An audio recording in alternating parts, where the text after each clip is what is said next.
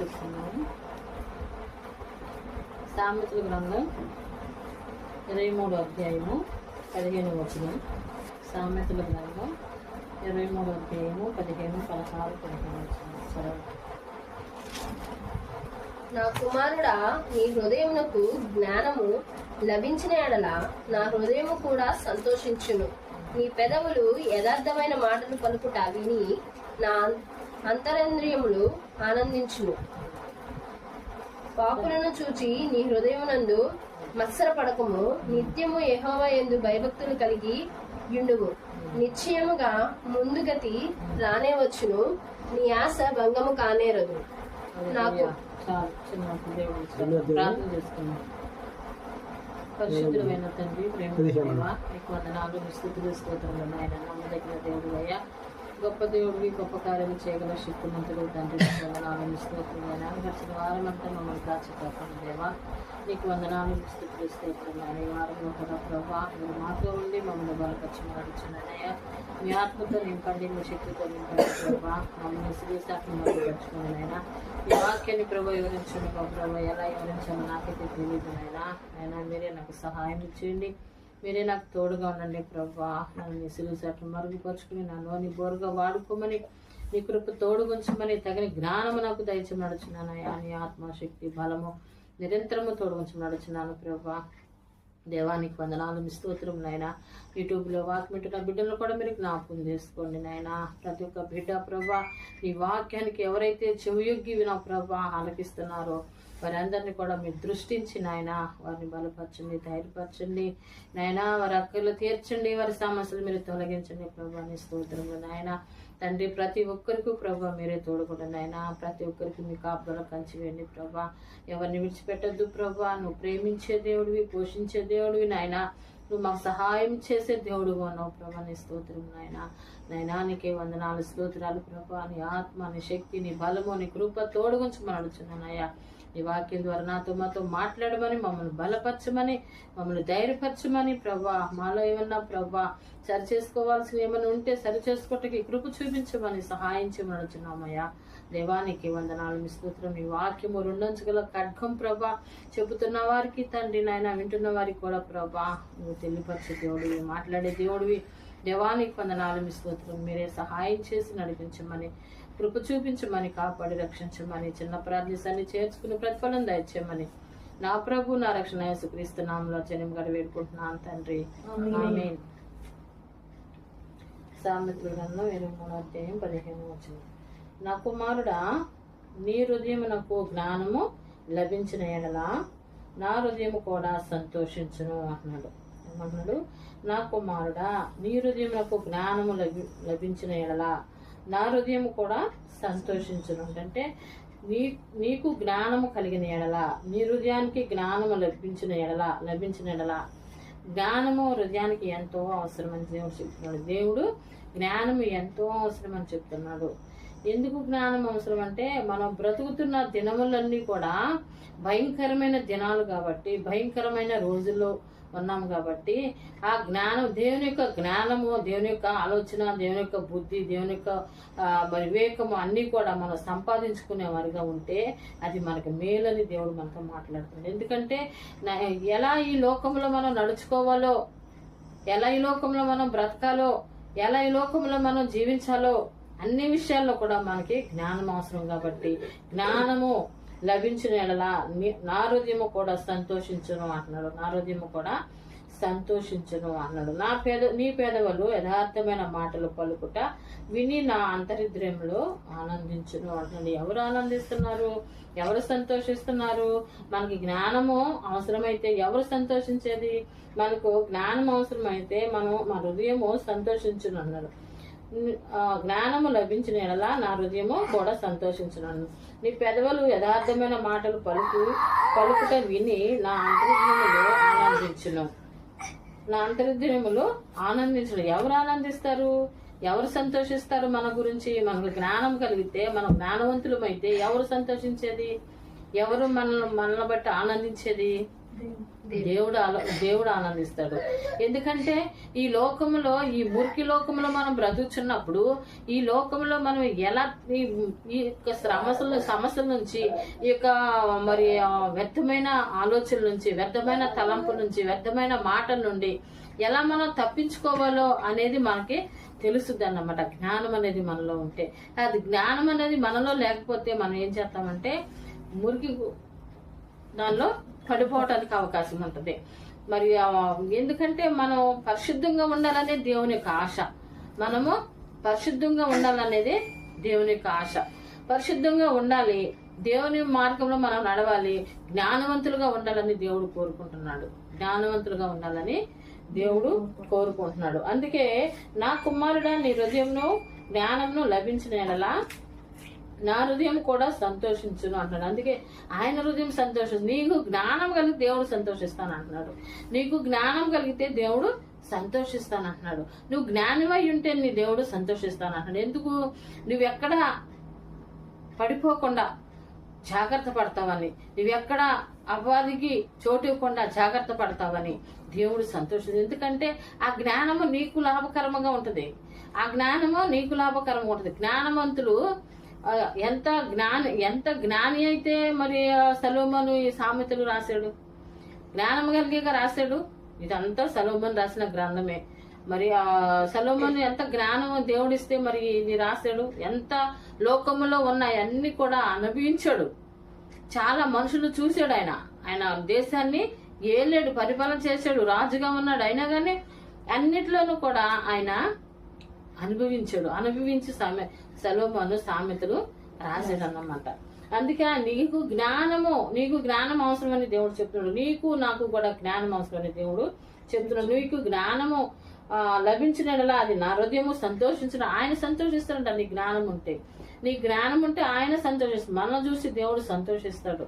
నా కుమారుడు జ్ఞానము కలిగిన వాడు, నా కుమార్తె జ్ఞానము కలిగింది, నా బిడ్డలో ఏదైనా అపాయం వస్తే తప్పించుకోగల జ్ఞానం వారికి ఉంది అని సంతోషించే దేవుడుగా ఉన్నాడు, ఆనందించే దేవుడుగా ఉన్నాడు. అందుకే నా హృదయం కూడా సంతోషించును. నీ పెదవులు యథార్థమైన మాటలు పలుకుట విని నా అంతర్హృదయములు ఆనందించును. నీ పెదవులు కూడా యథార్థమైన మాటలు పలకాలంట.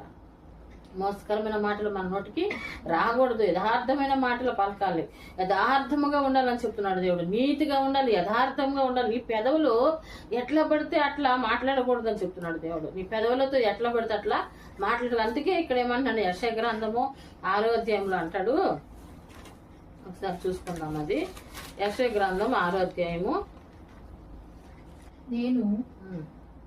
అయ్యో నేను అపవిత్రమైన పెదవులు గలవాడను, అపవిత్రమైన పెదవులు గల జనుల మధ్యను నివసించువాడను. నేను నశించి తిని రాజును సైన్యములకు అధిపతియగు యెహోవాను నేను కళ్ళారా చూపుతుననుకుంటున్నాను. చాలు. ఏమన్నాడు? నేను అపవిత్రమైన పెదవుల గలవాడను, అపవిత్రమైన పెదవుల గల జనుల మధ్య నేను నివసించుచున్నాను అన్నాడు. ఆయనకి ఎలా తెలిసింది నేను అపవిత్రమైన పెదవుల గలవాడనని? ఆయనకి ఎలా తెలిసింది నేను అపవిత్రమైన జనుల మధ్య నేను ఉంటున్నానని? ఆయన దేశం అంతా కూడా, లోకం అంతా తిరిగి యేసు ప్రభుని నమ్ముకోమని చెప్తున్నాడు. దేవుని యెహోవా దేవుని నమ్ముకోమని చెప్తున్నాడు, తెలుసుకోమని చెప్తున్నాడు. లోకమంతటా తిరిగి వస్తున్నాడు. లోకమంతటా తిరిగి మందిరానికి వచ్చి ప్రార్థన చేసుకుంటున్నాడు. ప్రార్థన చేసుకుంటున్నప్పుడు ఆయనకి దర్శనంలో కనబడింది అన్నమాట. ఏమని కనపడింది? ఫస్ట్ చదవండి. రాజైన ఉజ్జియా మృతి నొందిన సంవత్సరమున అత్యున్నతమైన సింహాసనమందు ప్రభువు ఆసీనుడై ఉండగా నేను చూచి తిని ఆయన చొక్కాయి అంచులు దేవాలయమును నిండుకునేను. ఆయనకు పైగా సేరాపులు నిలిచి ఉండిరి. ఒక్కొక్కరికి 6 రెక్కలుండెను. ప్రతివాడు 2 రెక్కలతో తన ముఖమును, 2 తన కాళ్లను కప్పుకొనుచు, 2 ఎగురుచుండెను. చాలు. రాజైన ఉజ్జియా మృతి నొందిన సంవత్సరమున అత్యున్నతమైన సింహాసనమందు ప్రభు ఆసీనుడై ఉండగా నేను చూచి తిని అంటున్నాడు. ఎక్కడ చూశాడు ఆయన? ఆలయంలో చూశాడు. ఆయన ప్రభు ఆసీనుడై ఉండుట ఆయన చూచాడంట. ఆసీనుడై ఉండగా నేను చూచి తిని ఆయన చొక్కాయి అంచులు దేవాలయమును నిండుకొనెను అంట. ఎవరి చొక్కాయి అంచులు? దేవుని యొక్క చొక్కాయి అంచులు. దేవుని యొక్క చొక్కాయి అంచులు దేవాలయంలో నిండుకొని ఉండెను. ఆయన పైగా శరాపులు నిలిచి ఉండేరి. ఒక్కొక్కరికి 6 రెక్కలుండెను. ప్రతివాడు 2 రెక్కలు తన ముఖమును రెండిటితో తన కాళ్ళను కప్పుకొనుచు రెండిటితో ఎగురుచుండెను అంట. చూసావా, ఇవన్నీ కూడా దేవునిలో ఉన్నాయి. ఇవన్నీ కూడా ఆయనకు పైగా శరాపులు నిలిచి ఉండిరంట. శరాపులు నిలిచి ఉండి ఒక్కొక్కరికి 6 రెక్కలు ఉండెను. ప్రతివాడు 2 రెక్కలతో తన ముఖమును రెండిటితో తన కాళ్ళను కప్పుకుంటున్నారంట. కప్పుకుంటున్నారు ఏంటంటే, శరాపులు అంటే ఏంటనుకుంటున్నారు? దేవదూతలు అక్కడ ముఖము కప్పుకుంటున్నాయంట. 2 రెక్కలతో కాళ్ళు, 2 రెక్కలతో ముఖమును కప్పుకుంటున్నాయంట. 6 రెక్కలు ఉన్నాయంట వాటికి. 6 రెక్కలు ఉండెను. ప్రతివాడు 2 రెక్కలతో తన ముఖమును రెండిటితో తన కాళ్ళను కప్పుకొనుచు రెండిటితో ఎగురుచున్నాయంట. ఇంకా 2టితో ఎగురుచున్నాయంట. 2టితో ఎగురుచున్నప్పుడు అక్కడ ఎవరికి కనపడింది? వారు సైన్యములకు అధిపతి యెహోవా పరిశుద్ధుడు పరిశుద్ధుడు పరిశుద్ధుడు సర్వలోకమైన మహిమతో నిండి ఉన్నది అని గొప్ప స్వరంతో గానము ప్రతిగానము చేయుచుండిరంట. ఈ దేవతలు చెప్తున్నాయంట. పరిశుద్ధుడు పరిశుద్ధుడు పరిశుద్ధుడని చెప్పుచున్నాయంట దేవదూతలు. వారు సైన్యములకు అధిపతి యెహోవా పరిశుద్ధుడు పరిశుద్ధుడు పరిశుద్ధుడు సర్వలోకమైన మహిమతో నిండి ఉన్నది అని అని గొప్ప స్వరముతో గానము ప్రతిగానము చేస్తున్నారంట. గానం చేస్తున్నారు దేవునికి అక్కడ పరలోకములో. చేస్తున్నప్పుడు ఈ దర్శనం ఎవరు కనపడింది? యెషయాకి కనపడింది. వారి కంఠ స్వరముల వలన గడప కమ్మలు పునాదులు కదులుచు మందిరము ధూపము చేత నిండగా నేను అపవిత్రమైన పెదవులు గల వాడను, అపవిత్రమైన పెదవులు గల జనుల మధ్యను నివసించు వాడను నేను. చాలు. వారి కంఠస్వరం వలన గడప పునాదులు కదులుతున్నాయి అంట. ఏమవుతున్నాయి? వాటి దేవదూతలు అరుస్తుంటే పరిశుద్ధుడు పరిశుద్ధుడు పరిశుద్ధుడు అని ప్రతిగానంలో చేస్తుంటే అక్కడ గడప కొమ్మలు పునాదులు కదులుతున్నాయి అంట. గడప కమ్మలు పునాదులు కదులుచు మందిరము ధూపం చేత నిండగా, మందిరం అంతా ధూపంతో ఏది? పరిశుద్ధుడు పరిశుద్ధుడు పరిశుద్ధుడు అని ధూపం. ఆ ధూపం వేసేసరికి ఆ మందిరం అంతా నిండిపోయిందంట. ఏదో సాంబ్రాణి ధూపం కాదు, సాంబ్రాణి పొగేయటం కాదు, పరిశుద్ధుడు పరిశుద్ధుడు అని ప్రతిగానంతో ధూపం వేస్తున్నారంట దేవుడికి. అది ఆలయం నిండా నిండిపోయిందంట. నిండిపోయినప్పుడు స్వరంతో ప్రతిగానం చేయుచుండిరి. వారి కంఠస్వరం వల్ల గడప కమ్ములు పునాదులు కదులుచు మందిరము ధూపము చేత నిండగా అయ్యో, ఇక్కడ అంటున్నాడు చూడు, ఏమంటున్నాడు? యెషయా అంటున్నాడు, అయ్యో ఇది దర్శనం ఆయనకి కనపడుతుంది అనమాట. మందిరంలోకి వెళ్ళి ప్రార్థన చేసుకుంటే ఆయనకి దర్శనం కనపడుతుంది. దేవదూతలు దేవుని స్తుతిస్తూ కనపడ్డారంట. 6 రెక్కలతో కనపడ్డారంట. 2 రెక్కలు కప్పుకుంటున్నాయంట. 2 రెక్కలు కాళ్ళు కప్పుకుంటూ, 2 రెక్కలు ముఖం కప్పుకుంటూ, 2 రెక్కలతో ఎగురుతూ పరిశుద్ధుడు పరిశుద్ధుడు పరిశుద్ధుడు అని ప్రతిగానంతో స్తుతిస్తున్నాయంట. ఆ దర్శనం యెషయాకి కనపడినప్పుడు ఇక్కడ అంటున్నాడు, నేను అపవిత్రమైన పెదవులు గలవాడను, అపవిత్రమైన పెదవులు గల జనుల మధ్య నేను నివసించున్న వాడను, నేను నశించి తిని అంటున్నాడు. అప్పుడు ఆయన తన తప్పు తనకి గుర్తుకొచ్చింది.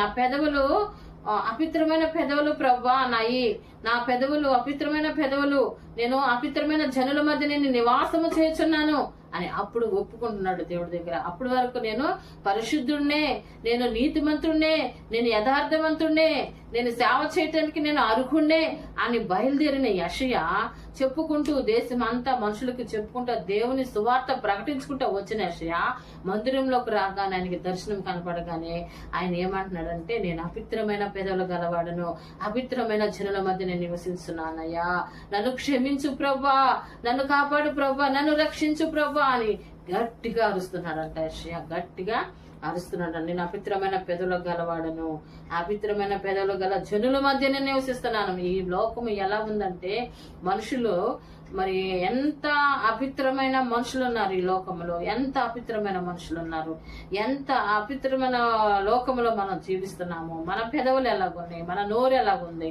మన నాలుక ఎలాగుంది, మన కన్ను, మన చూపు, మన ఈ విషయాల్లో తలుచుకుంటే మనం గ్రహిస్తే యెషయా కంటే దరిద్రంగా మనవి ఉన్నాయి, యెషయా కంటే దరిద్రంగా మనవి ఉన్నాయి. కానీ మనం ఒప్పుకునేవారుగా ఉన్నామా? యెషయా ఒప్పుకుంటున్నాడు. నువ్వు ఒప్పుకుంటున్నావా? నువ్వు ఒప్పుకుంటున్నావా దేవుడి దగ్గర? అయ్యో నేను అపవిత్రమైన పెదలో గలవాడినయ్యా, నేను అపవిత్రమైన జనుల మధ్య నేను నివసిస్తున్నానయ్యా, నన్ను క్షమించు ప్రభా, నేను నిన్ను స్తుతించడానికి నేను అర్హుణ్ణి కాదయ్యా, అయ్యా నిన్ను గణపరచడానికి నేను అర్హుణ్ణి కాదయ్యా, నన్ను క్షమించాయా. నేను ఒప్పుకుంటున్నావా? ఏ రోజైనా ఒప్పుకున్నావా? దేవుని దగ్గర నువ్వు ఒప్పుకున్నావా? అయ్యో నన్ను క్షమించు ప్రభా అని ఒప్పుకున్నావా? దేవుడు ఎంత గొప్పవాడో గ్రహించేవా? దేవుడు ఎంత గొప్పవాడో గ్రహించేవా? శరాపులు కెరూబుల మీద ఆసీనుడై ఉండి ఆయన ఎంతగా స్తుతులు చెల్లించుకుంటున్నాడు అక్కడ దేవదూతల ద్వారా. ఆయన ఎంత పరిశుద్ధుడు గ్రహించేవా? ఏదో మనం ఆటగా ఉంది మన జీవితం, ఆటగా ఉంది మన జీవితాలు, ఆటగా కాదయ్యా. మనం తెలుసుకోవాల్సింది ఏంటంటే దేవుడు గొప్పవాడు, ఆయన కోపాన్ని రేపేవారుగా మనం ఉండకూడదు. ఆయన పరిశుద్ధుడు, ఆయన కోపాన్ని రేపేవారుగా మనం ఉండకూడదు. ఆయన నీతిమంతుడు, ఆయన కోపాన్ని రేపేవారుగా మనం ఉండకూడదు. ఆయన నీతిమంతుడు, యథార్థమంతుడు, న్యాయవంతుడికి కోపం వచ్చిందంటే మామూలుగా ఉండదు. ఎప్పుడు వచ్చేవారికి కోపం వేరు, ఎప్పుడన్నా ఒకసారి వచ్చేవారికి కోపం వేరుగా ఉంటుంది. అందుకనే దేవుడికి ఎప్పుడు రాదు కోపం, ఎప్పుడు దేవునికి కోపం రాదు. ఎప్పుడో ఒకసారి కోపం వచ్చింది. ఆ కోపం వల్ల మనం నలిగిపోకుండా, ఆ కోపం వల్ల మనం నశించిపోకుండా, ఆ కోపం వల్ల మనం మన స్థితిగతుల్ని పాడు చేసుకునేవారుగా కాకుండా మన హృదయాన్ని మనం సరి చేసుకుంటూ, మన బ్రతుకుని మనం సరి చేసుకుంటూ, మన జీవితాన్ని మనం సరి చేసుకుంటూ, నేను అపవిత్రమైన పెదవి గలవాడనయ్యా, అపవిత్రమైన జనుల మధ్య నేను నివసిస్తున్నాను, నన్ను క్షమించు ప్రభా, నాలో ఏమైనా లోపం ఉంటే క్షమించాయా, నా హృదయంలో పాపం ఉంటే తీసివేయి ప్రభా, నా పెదవుల్లో పాపం ఉంటే తీసివేయి ప్రభా అని నీ పెదవుల ద్వారా దేవుణ్ణి క్షమించమని అడిగితే, నీ నోటి ద్వారా దేవుణ్ణి క్షమించమని అడిగితే దేవుడు తక్షణమే క్షమించే దేవుడు కొన్నాడు. క్షమించడం లేదా? దొంగని క్షమించడం లేదా? ప్రభా నీ రాజ్యంలో జ్ఞాపకం చేసుకో అన్నప్పుడు వెంటనే తక్షణమే నువ్వు నా రాజ్యంలో ఉండు అన్నాడా లేదా? క్షమించాడు దేవుడు, తక్షణమే క్షమించే దేవుడు ఆయన. నువ్వు ఎప్పుడైతే నువ్వు మనసు మార్చుకుంటావో, క్షమించు ప్రభా అని ఎప్పుడైతే నువ్వు మనసు మార్చుకుంటావో, నేను నాయనా నీ యొక్క విలువను నేను తెలుసుకోలేకపోతున్నాను, ఏదో నేను ఆటగా, నా భక్తి ఆటలుగా ఉంది, నా భక్తి నా విశ్వాసం ఆటలుగా ఉంది, అది కాదు. నువ్వు దేవుణ్ణి తెలుసుకున్నావంటే పరిపూర్ణుడిగా ఉండాలి, దేవుని తెలుసుకున్నట్టు నీతిమంతుడుగా ఉండాలి. నువ్వు దేవుని తెలుసుకుంటూ నీతిని, నీ యథార్థతని దేవుడు చూస్తున్నాడని గ్రహించాలి, నీ నీతిని యథార్థను చూస్తున్నాడని నువ్వు గ్రహించాలి. అందుకే నశించిపోతున్న ఆత్మ మీదకి దేవుడు వచ్చాడు. కాబట్టి మనం నశించిపోకుండా మనం బ్రతకాలని, మన జీవంలోకి వెళ్ళాలని, జీవ మార్గంలో మనం నడవాలని ఆయన ఆశ, ఆయన ఉద్దేశాలు ఉన్నాయి. కాబట్టి మనం ఎలా నడుచుకుంటున్నాం అనేది మనం గ్రహించుకునేవారుగా మనం మరి యెషయా గ్రహించుకున్నాడు. కాబట్టి నేను అపవిత్రమైన పెదలో గలవాడను, అపవిత్రమైన జనుల మధ్య నేను నివసిస్తున్నాను ప్రభా, నన్ను క్షమించని కేకలు పెట్టినప్పుడు ఇక్కడ ఏమంటున్నాడంటే, ఆ సేరాపులలో ఒకడు తాను బలిపీఠం మీద నుండి కారుతో తీసిన నిప్పును చేత పట్టుకుని నా యొద్దకు ఎగిరి వచ్చి నా నోటికి దాన్ని తగిలించి, ఇది నీ పెదవులకు తగిలను గనుక నీ పాపమునకు ప్రాయశ్చిత్తమాయను, నీ దోషము తొలగిపోయినను. అప్పుడు ఆ శరాపులలో ఒకడు తాను బలిపీఠం మీద నుండి కారుతో తీసిన నిప్పును చేత పట్టుకుని నా యొద్దకు ఎగిరి వచ్చింది. కారుతో తీసిన నిప్పి. నాకు అమెరికాలో కారు నిప్పు అంటే ఏంటో అనుకున్నా నేను. కారు నిప్పు అంటున్నారు ఏంటి? నాకు కారు నిప్పు అంటే నాకు తెలియదు కదా. కారు నిప్పు అంటే నాకు బైబిల్లో వాక్యం గుర్తుకొచ్చింది. అమెరికాలో కారు నిప్పు పట్టుకొని ఇల్లు తగిలి పడిపోయినాయి అంటే నాకు వెంటనే యెషయా గ్రంథం 6వ అధ్యాయంలో ఈ మాట నాకు గుర్తుకొచ్చింది. కారుతో తీసిన నిప్పును తీసుకొచ్చి ఒక దేవదూత ఆ పెదవులు కంటించినప్పుడు ఆయనలో ఉన్న పాపమును తొలగిపోయింది అన్నాడు దేవుడు. ఆయనలో ఉన్న పాపమును తొలగిపోయింది. అప్పుడు ఆ శరాపులలోనొకడు తాను బలిపీఠం మీద నుండి కారుతో తీసిన నిప్పును చేత పట్టుకొని నా యొద్దకు ఎగిరి వచ్చి నా నోటికి దాన్ని తగిలించి, ఇది నీ పెదవులకు తగిలిను గనక నీ పాపములకు ప్రాయశ్చిత్తమాయను, నీ దోషము తొలగిపోయాను అనను. ఆ స్థితిలో నువ్వు ఉన్నావా? నీ దోషము తొలగిపోయిందని చెప్పే స్థితిలో, చెప్పించుకునే స్థితిలో నువ్వు ఉన్నావా? నేను నువ్వు కూడా ఆ స్థితిలో ఉంటే మనకి ఎంతో ధన్యత. అందుకే దేవుడు ఏమంటే జ్ఞానము నీకు ఎంతో అవసరం అంటున్నాడు. అందుకే కదా జ్ఞానము నీకు ఎంతో అవసరం. నీకు జ్ఞానవంతుడు అయితే నేను సంతోషిస్తాను అంటున్నాడు. నీ పెదవులు పలికిన మాటలు మంచివైతే నేను నా హృదయమందు ఆనందిస్తాను అంటున్నాడు దేవుడు. అందుకనే దేవుడు ఆనందించే దేవుడు. నీ నీతిని బట్టి దేవుడు ఆనందిస్తాడయ్యా. నీ యథార్థను బట్టి దేవుడు ఆనందిస్తాడయ్యా. నీ నీతి నీ యథార్థత అది నీ కుటుంబానికి మేలే గాని కీడు రాదని దేవుడు మనతో మాట్లాడుతున్నాడు. ఎందుకంటే ఇదిగో నా బిడ్డ ఏ కీడులో పడకుండా జ్ఞానవంతుడుగా ఉన్నాడు. నా బిడ్డ ఏ కీడులో పడకుండా జ్ఞానవంతుడుగా ఉన్నాడు. ఏ కీడులో పడకుండా ఆయన పెదవులు పలికే మాటలు యథార్థముగా ఉన్నాయి అన్నాడు. యథార్థముగా ఉండాలన్నాడు. యథార్థముగా ఉన్నప్పుడు నా హృదయం ఆనందించును అంటున్నాడు. ఆయన మనల్ని చూసి ఆనందించాలంటే మనం నడవలసిన మార్గము దేవుడు మనకు తెలియపరుస్తున్నాడు ఈ రోజున. ఎందుకు మన హృదయానికి తెలియపరుస్తున్నాడు? మనల్ని ప్రేమించాడు కాబట్టి, మనం ప్రేమించాడు. మనం నశించుకోవడం ఆయనకి ఇష్టం లేదు కాబట్టి, మనం ప్రేమించాడు కాబట్టి ఆ మాటలు మనతో మాట్లాడుతున్నాడు. యథార్థమైన మార్గంలో మనం నడవాలంటే, నీతి కలిగిన మార్గంలో మనం నడవాలంటే నువ్వు జ్ఞానవంతుడు అయి ఉంటే నీ పెదవులు యథార్థమైన మాటలు పలికితే, నీ పెదవులు యథార్థమైన మాటలు పలికితే ఆయన సంతోషించేవాడుగా ఉన్నాడు. మనల్ని చూసి ఆయన ఆనందించేవాడుగా ఉన్నాడు. మోసకరమైన మాటలు మన నుండి తీసివేసుకుందాం. మోసకరమైన తలంపులు మన నుండి తీసివేసుకుందాం. యెషయా ఏ రీతిగా ఒప్పుకున్నాడో నేను అపిత్రమైన పెదలో గలవాడను, అపిత్రమైన జనుల మధ్య నేను నివసిస్తున్నాను, నన్ను క్షమించు ప్రభుని ఎప్పుడైతే తక్షణమే క్షమాపణ అడిగాడో, ఎప్పుడైతే తన తప్పు తెలుసుకున్నాడో వెంటనే దేవుడు కారుతో తీసిన నిప్పును తీసుకొచ్చి తన పెదవులకు తగిలించినప్పుడు ఇదిగో నీ దోషము తొలగిపోయింది, నువ్వు నీతిమంతుడుగా ఉన్నావా అని చెప్తున్నాడు. అప్పుడు ఏమంటున్నాడు? నీ దోషము తొలగిపోయిను అనేను. దోషం తొలగిపోయింది. దేవుడు చూసావా, మందిరంలోకి వెళ్ళినప్పుడు నీవు వాక్యం వింటున్నప్పుడే నీకు హృదయంలో మార్పు రావాలి. నీ వాక్యం వింటున్నప్పుడే నీ హృదయంలోకి మార్పు రాలి. ఎవరు మాట్లాడతారు నీతో? ఎవరు మనుషులు మాట్లాడతారా? మనుషులు కాదు, దేవుడు మాట్లాడుతున్నాడు అని గ్రహించాలి. ఇది నాతో మాట్లాడుతున్నాడు దేవుడు. నా పాపాన్ని నా దోషాన్ని నేను ఒప్పుకుంటానని వెంటనే క్షమాపణ కోరుకుంటే, ఇదిగో యెషయా మరియు పాపాలను ఏ రీతిగా తీసివేశాడో నీ పాపాలు నా పాపాలు కూడా అదే రీతిగా దేవుడు తీసివేసే దేవుడుగా ఉన్నాడని నేను ఒప్పుకుంటున్నాను. ఎందుకంటే దేవుడు నీతిమంతుడు మాట ఇచ్చాడంటే ఆయన నెరవేర్చే దేవుడు. మాట ఇస్తే నెరవేర్స్తాడు అంతే. మాట ఇస్తే నెరవేర్చే దేవుడు. ఆయన మాట తప్పని వాడు. ఆయన మాట తప్పటానికని నరుడు కాదు. ఆయన దేవుడు.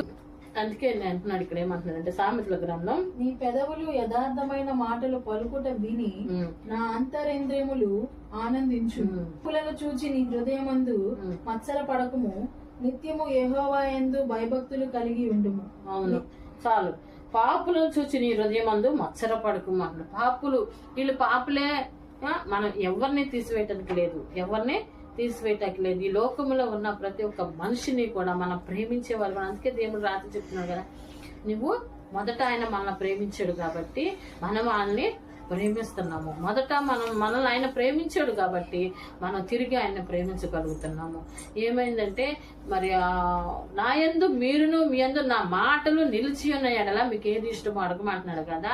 మరి ఆయన మాటలు మనలో నిలిచి ఉంటున్నప్పుడు మనం ఏదడిగితే ఆయన చేసే దేవుడుగా ఉన్నాడు. నువ్వేది అడిగితే అది చేసే దేవుడు. ఇక్కడ ఏమంటున్నాడంటే, పాపులతో నువ్వు చేరినప్పుడు వారిని నువ్వు మత్సరపడద్దు. వారిని చూసి నువ్వు మత్సరపడద్దు. వారిని చూసి నువ్వు వ్యసనపడద్దు, మత్సరపడద్దు. వారి పాపులు అని చెప్పేసి నువ్వు ఏలెత్తి చూపించేవారుగా ఉండొద్దు అంటున్నాడు దేవుడు. ఎందుకంటే దేవుడు వారిని ప్రేమిస్తున్నాడు, మనల్ని ప్రేమిస్తున్నాడు. ఇప్పుడు ఒకప్పుడు మనం కూడా పాపులమే, మరి పాపంలో ఉన్న వారమే. కానీ మనకి రక్షణ ఇచ్చి మనల్ని మరి ఆయన నామంలో మనం బ్రతుకుటానికి సహాయం చేసిన దేవుడు, ఆయన మార్గంలో నడవటానికి సహాయం చేసిన దేవుడు. అదే మనల్ని కూడా మనం పాపంలో ఉన్నప్పుడు మనల్ని కూడా దేవుడు క్షమించుకోకుండా మనల్ని కూడా శిక్ష విధిస్తే అప్పుడు మనం ఏమైపోయే వాళ్ళమే. మరి మనల్ని గురించి ఓర్చుకున్నాడు దేవుడు, మనం కూడా వాళ్ళ గురించి ఓర్చుకోవాలని చెప్తున్నాడు. మనల్ని గురించి ఓర్చుకున్నాడు కదా, మన గురించి దేవుడు ఓర్చుకున్నాడు కదా. మనం పాపులమే కదా, మనం దేవునికి వ్యతిరేకంగా తిరిగాం కదా పన్నాలు. మన స్థితి ఏంటి ఒకప్పుడు, మన భక్తి ఏంటి, మన విశ్వాసం ఏంటి? మనల్ని చూసి భక్తులు అసహించుకోలేదు కదా, మనల్ని చూసి భక్తులు మనల్ని మన గురించి ప్రార్థన చేయకుండా మానలేదు కదా. వారు మన గురించి ప్రార్థన చేశారు కాబట్టి మనం మారేము. మనం కూడా వారి కొరకు ప్రార్థన చేయాలని దేవుడు మనతో చెప్తున్నాడు. ఇక్కడ ఏమంటున్నాడంటే ఒక వాక్యము,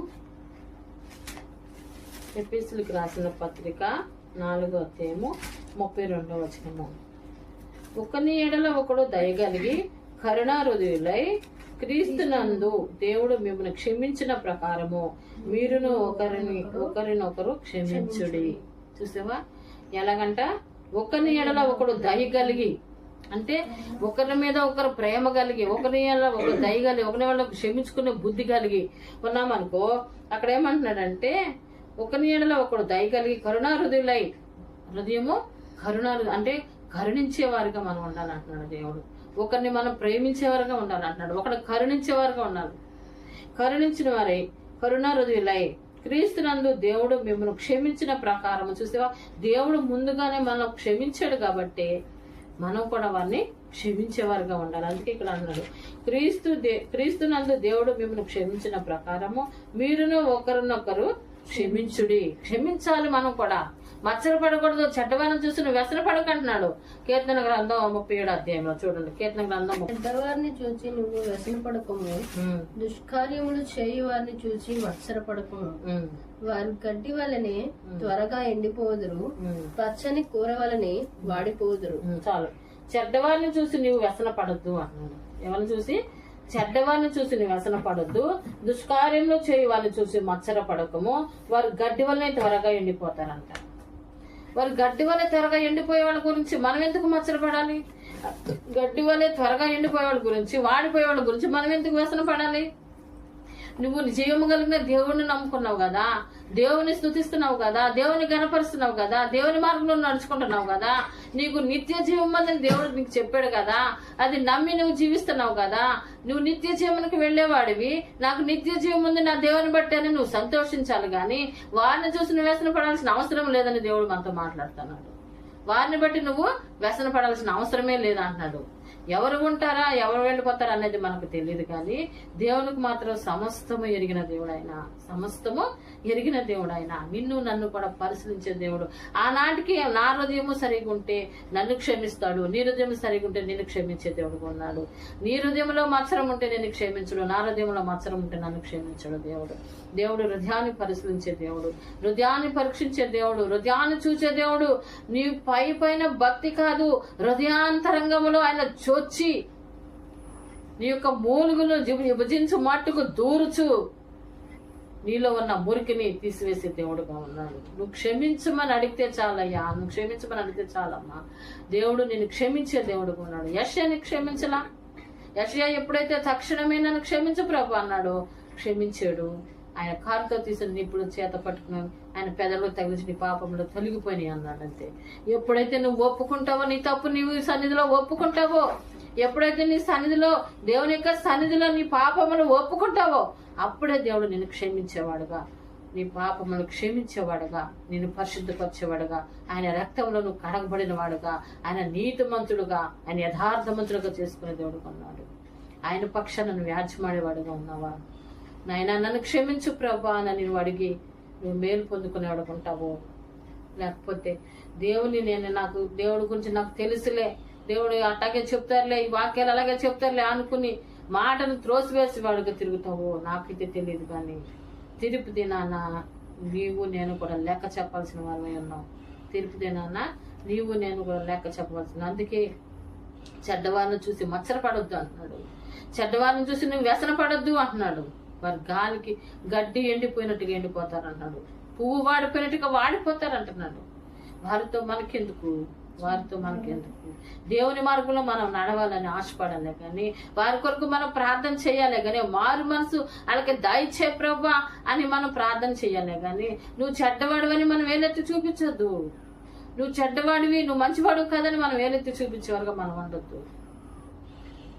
మనం ఒకరి ఎడల ఒకరు ప్రేమ కలిగి, ఒకరి ఎడల కరుణాహృదయులై దేవుని మార్గంలో మనం నడుచుకునేవారుగా, వారిని క్షమించి వారి పట్ల కూడా దేవుని ప్రేమను కురిపించాయని దేవుని అడిగే వరకు మనం ఉండాలి కానీ దేవా మమ్మల్ని క్షమించాయని మనల్ని మనం సరి చేసుకుంటూ మన భక్తిలో ముందుకు సాగిపోవాలి కానీ ఎక్కడ వ్యర్థమైన ఆలోచన కానీ తలంపులు కానీ మనలో ఉండకూడదని దేవుడు మాట్లాడుతున్నాడు. దేవా నన్ను క్షమించు ప్రభు అని యెషయా ఏ రీతికి ఒప్పుకున్న రీతికి ఒప్పుకునేవాడు. మన హృదయము నాకు జ్ఞానము దయచే ప్రభా, నాకు తెలివి దయచే ప్రభా, నాకు ఆలోచన దయచే ప్రభా. సొలొమోను అడిగి మేలు పొందుకున్నట్లుగా మనం కూడా మేలు పొందుకున్నారు. చిన్న వాక్యం దేవుడు తెచ్చిన గాక. ఆమేన్.